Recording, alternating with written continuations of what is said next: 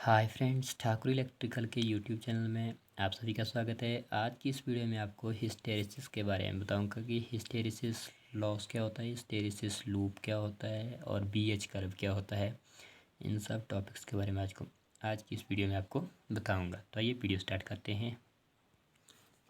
तो ये देखिए, ये है आज का हमारा जो टॉपिक है, मेन टॉपिक इसमें हिस्टैरिसीस की। हिस्टैरिसीस क्या होता है, तो इसमें मैंने आप यहाँ पे देखिए क्या लिखा है, व्हाट इज़ हिस्टैरिसीस। ये पहला topic, BH curve, hysteresis loop और हिस्टैरिसीस लॉस। इन टॉपिक्स में इस वीडियो में मैं आपको इनके बारे में बताऊंगा। तो पहले बात करते हैं, व्हाट इज़ हिस्टैरिसीस। हिस्टैरिसीस का अर्थ होता है पीछे रहना। सिंपली हिस्टैरिसीस का अर्थ होता है पीछे रहना। तो किसी भी पदार्थ में चुंबकीय फ्लक्स के पीछे रहने को हिस्टैरिसीस कहते हैं। अर्थात जब हम किसी मान लीजिए कोई सोलेनॉइड कॉइल है, इसके बीच में जब हम आयरन को डालेंगे और इसमें करंट सप्लाई करेंगे इस तरह से, तो जो ये इसके अंदर सॉफ्ट आयरन को डाली है, ये मैग्नेट बन जाता है, जिसको इलेक्ट्रोमैग्नेट कहते हैं। ये मैग्नेट बन जाएगा।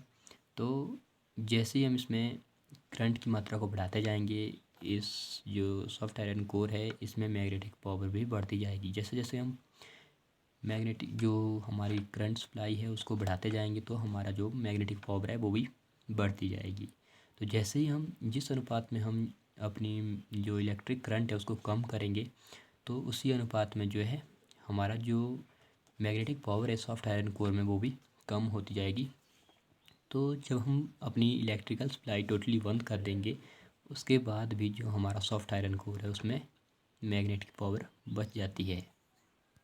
यानी कि हमने यहाँ पे जो अपनी सोलेनॉइड कॉइल है इसमें जो इलेक्ट्रिकल सप्लाई है पूरी तरह से बंद कर दी है, ख़त्म कर दिया है हमने इलेक्ट्रिकल पावर, फिर भी मैग्नेटिक पावर बचती है। यानी कि इलेक्ट्रिकल पावर से जो मैग्नेटिक पावर है वो पीछे रह रही है।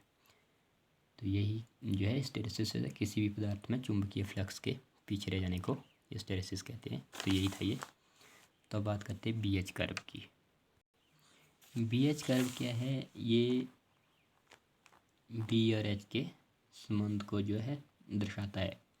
बी क्या है इसमें, magnetic flux density,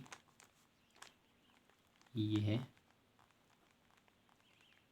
magnetic flux density, और एच क्या है, मैग्नेटाइजेशन फोर्स। बी है मैग्नेटिक फ्लक्स डेंसिटी और एच है मैग्नेटाइजेशन फोर्स। तो जो बी एच कर्व है ये बी और एच के संबंध को ही दर्शाता है। यहाँ पे मैं आपको अब बी एच कर्व थोड़ा और डिटेल में बताने की कोशिश करूँगा। यहाँ पे मैंने एक जो है ग्राफ टाइप बनाया है। यहाँ पे बी और इस साइड एच। बी यानी कि फ्लक्स डेंसिटी, एच यानी कि मैग्नेटाइजेशन फोर्स। मान लीजिए कि जब हम किसी इस तरह से सोलेनॉइड के अंदर लोहे के टुकड़े को रख कर उसमें चुंबकीय बल एच लगाते हैं, तो उसमें फ्लक्स डेंसिटी भी जिस हिसाब से मैग्नेटिक फोर्स लगाएंगे उस हिसाब से मैग्नेटिक फ्लक्स डेंसिटी भी बढ़ेगी। जब स्टार्टिंग में हम मैग्नेटिक फोर्स इसमें लगाएंगे तो स्टार्टिंग में जो हमारी फ्लक्स डेंसिटी है वो बहुत तेज़ी से बढ़ेगी, लेकिन बाद में जो है धीरे धीरे ये इसकी जो बढ़ने की स्पीड है वो कम होती जाएगी। जिस तरह से हम मतलब जिस हिसाब से हमारी मैग्नेटिक फोर्स जो हम बढ़ाते जा रहे हैं उस हिसाब से बाद में ये जो हमारी मैग्नेटिक फ्लक्स डेंसिटी है वो नहीं बढ़ेगी। धीरे धीरे इसकी जो बढ़ने की स्पीड है वो कम हो जाएगी और लास्ट में एक पॉइंट ऐसा आ जाएगा जहाँ पे उसके बाद आप जितना मर्ज़ी जो है इसमें करंट दे दो, अपनी मैग्नेटिक फोर्स लगा दो, यहाँ से ज़्यादा जो है इसमें मैग्नेटिक फोर्स, मैग्नेटिक पावर पैदा नहीं होगी। इस पॉइंट को क्या कहेंगे हम, सैचुरेशन पॉइंट। इस सैचुरेशन पॉइंट क्या होता है इसके बारे में मैंने पीछे जो मैग्नेटिक टर्म्स की एक वीडियो बनाई थी उसमें मैंने सारी टर्म्स के बारे में बताया था।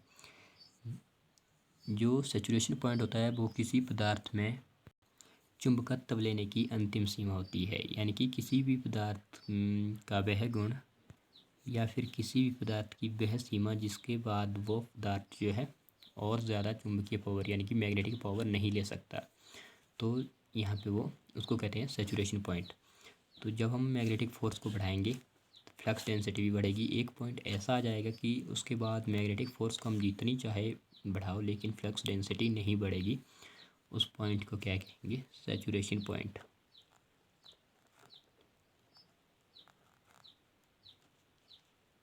Saturation point. तो ये जो हमने यहाँ पे कर्व बनाई है ये BH कर्व कहलाती है, जिसमें हमने पहले मैग्नेटाइजिंग फोर्स को बढ़ाया तो उससे फ्लक्स डेंसिटी भी बढ़ी। उसके बाद एक पॉइंट ऐसा आ गया जहाँ पर मैग्नेटाइजेशन फोर्स बढ़ाने से जो है मैग्नेटिक फ्लक्स डेंसिटी नहीं बढ़ रही है। उस पॉइंट को कहते हैं मैग्नेटिक सैचुरेशन। तो यहाँ पे मैं आपको अब हिस्टैरिसीस लूप के बारे में बताऊँगा कि हिस्टैरिसीस लूप क्या है। तो जिस तरह से मैंने आपको बताया कि हिस्टैरिसीस क्या होता है, किसी पदार्थ के चुंबकीय फ्लक्स के पीछे रहने को हिस्टैरिसीस कहते हैं। तो इसी तरह से यहाँ पे मैं एक BH कर्व के लिए बनाता हूँ। हिस्टैरिसीस लूप किस तरह से बनाते हैं इसमें, ये इस तरह से, यहाँ पे B, यहाँ पे H, ये 0 पॉइंट। तो जब हम मैग्नेटिक फोर्स को बढ़ाएंगे तो मैग्नेटिक फ्लक्स डेंसिटी भी बढ़ेगी। जब हम किसी मतलब सॉफ्ट आयरन कोर को सोलेनॉइड के बीच में रखकर उसमें करंट सप्लाई पास करते हैं, इसमें करंट पास करते हैं तो क्या होगा? ये मैग्नेट बनता है। तो जब हम ये हमारी क्या है? मैग्नेटिक फोर्स और फ्लक्स डेंसिटी। तो जब हम मैग्नेटिक फोर्स को बढ़ाएंगे तो क्या होगा? हमारा जो फ्लक्स डेंसिटी है वो भी बढ़ती है। जिस अनुपात में हम मैग्नेटिक फोर्स को बढ़ाएंगे उसी अनुपात में जो है फ्लक्स डेंसिटी भी बढ़ेगी। और ये हो गया हमारा सैचुरेशन पॉइंट। इसके बाद हम चाहे जितना मर्जी जो हो अपनी मैग्नेटिक फोर्स को बढ़ाएंगे, हमारी जो फ्लक्स डेंसिटी है वो नहीं बढ़ेगी। तो अगर हम इसी अनुपात में, जिस अनुपात में हमने पहले मैग्नेटिक फोर्स को लगाया था, उसी अनुपात में मैग्नेटिक फोर्स को कम करेंगे तो जो हमारी मैग्नेटिक फ्लक्स डेंसिटी है वो भी रिड्यूस होगी, कम होगी, लेकिन वो उसी लाइन में ना आकर एक अलग रास्ते पे इस तरह से कम होगी। तो जब हमारी मैग्नेटिक फोर्स बिल्कुल ज़ीरो हो जाएगी तब भी जो हमारे सॉफ्ट आयरन कोर है उसमें जो पावर रह जाती है, हमारा जो फ्लक्स डेंसिटी है वो ज़ीरो पे नहीं पहुंची है। वो जो ये इसमें मैग्नेट बचता है उसको कहते हैं रेजिडुअल मैग्नेट। ये रेजिडुअल मैग्नेट कहलाता है। तो रेजिडुअल मैग्नेट को ख़त्म करने के लिए हमारे को जो है जो मैग्नेटिक फोर्स है उसको नेगेटिव दिशा में, इस तरह से, इस साइड पॉजिटिव, इस साइड नेगेटिव साइड इसको जो है बढ़ाना पड़ेगा मैग्नेटिक फोर्स को। तो जब हम इसको इस साइड बढ़ाएंगे तो हमारी जो मैग्नेटिक फ्लक्स डेंसिटी है वो इस तरह से ज़ीरो में पहुंच जाएगी। जो जो रेजिडुअल मैग्नेटिज्म को कम करने के लिए जो फोर्स लगाई है उसको कहते हैं कोएर्सिव फोर्स।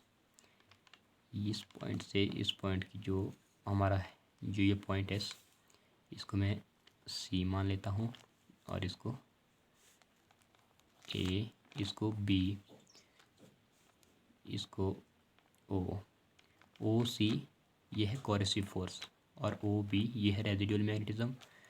रेजिडुअल मैग्नेटिज्म को ख़त्म करने के लिए कोएर्सिव फोर्स का यूज़ किया जाता है। तो जब हम इसी अनुपात में इसको हमारी मैग्नेटिक फोर्स को बढ़ाते जाएंगे तो ये जो हमारा मैग्नेटिक फ्लक्स डेंसिटी है ये इसी अनुपात में आगे बढ़ेगी और अपने नेगेटिव सैचुरेशन पॉइंट पे पहुंच जाएगी। इस तरह से यहाँ से आगे जितनी ज़्यादा हम फोर्स को बढ़ाएंगे ये जो हमारी मैग्नेटिक फ्लक्स डेंसिटी है ये नहीं बढ़ेगी। चाहे जितना मर्जी हम अपनी मैग्नेटिक फोर्स को बढ़ाएंगे ये नहीं बढ़ेगी।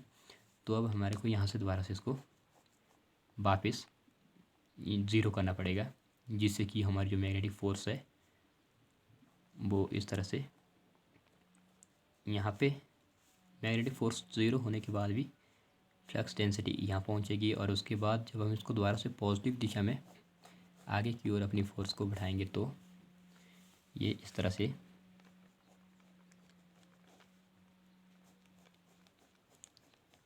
एक लूप के आकार में बन जाता है। ये हिस्टैरिसीस लूप, जो इस तरह से हमारा एक लूप बनता है, ये हिस्टैरिसीस लूप कहलाता है। इसको मैं एक बार फिर से आपको समझा देता हूँ, ध्यान से देखिएगा। जब हम किसी सॉफ्ट आयरन कोर को सोलेनॉइड के बीच में रखकर करंट सप्लाई करते हैं तो इसमें मैग्नेट बन जाता है। तो जिस तरह से हम धीरे धीरे इसमें अपने करंट को बढ़ाएंगे, मैग्नेटिक पावर भी बढ़ती जाएगी। तो जब हम करंट बढ़ाएंगे तो मैग्नेटिक फ्लक्स यानी कि मैग्नेटिक पावर बढ़ेगी इस तरह से, ऐसे। जो ये वाला पॉइंट आ गया इसका, ये एक पॉइंट ऐसा आएगा जो कि इसको कहते हैं सैचुरेशन पॉइंट।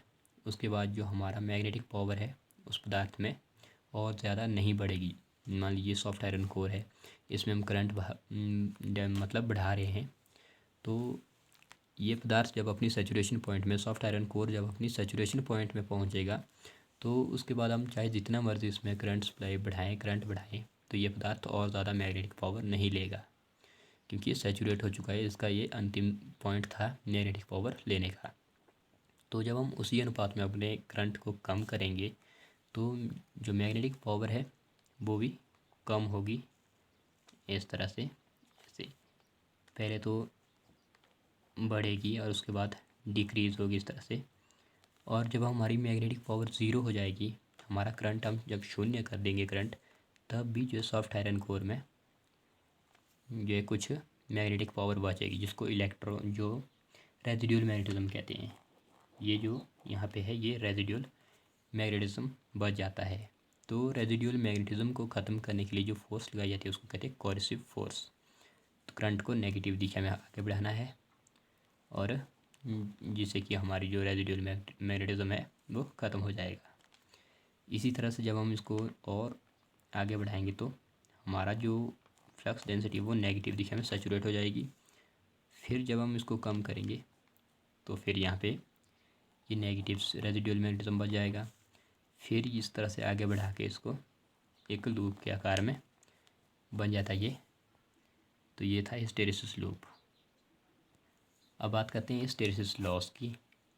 तो हिस्टैरिसीस के कारण पदार्थ में ऊष्मा उत्पन्न हो जाती है, यानी कि जो हमारा रेजिडुअल मैग्नेटिज्म बच जाता है, यानी कि जो फ्लक्स किसी पदार्थ में रह जाता है, इलेक्ट्रिक करंट जो है ख़त्म करने के बाद, मैग्नेटिक फोर्स समाप्त करने के बाद भी जो फ्लक्स डेंसिटी किसी पदार्थ में बच जाती है, उसके कारण जो उस पदार्थ में ऊष्मा उत्पन्न हो जाती है, उस वस्तु में ऊष्मा उत्पन्न हो जाती है, जिसे हिस्टैरिसीस लॉस कहते हैं। हिस्टैरिसीस लॉस को कम करने के लिए जो है सिलिकॉन स्टील का यूज़ किया जाता है। सिलिकॉन स्टील का यूज़ किया जाता है क्योंकि सिलिकॉन स्टील का जो हिस्टैरिसीस स्थिरांक है वो सबसे कम होता है। अलग अलग पदार्थ का अलग अलग हिस्टैरिसीस स्थिरांक होता है।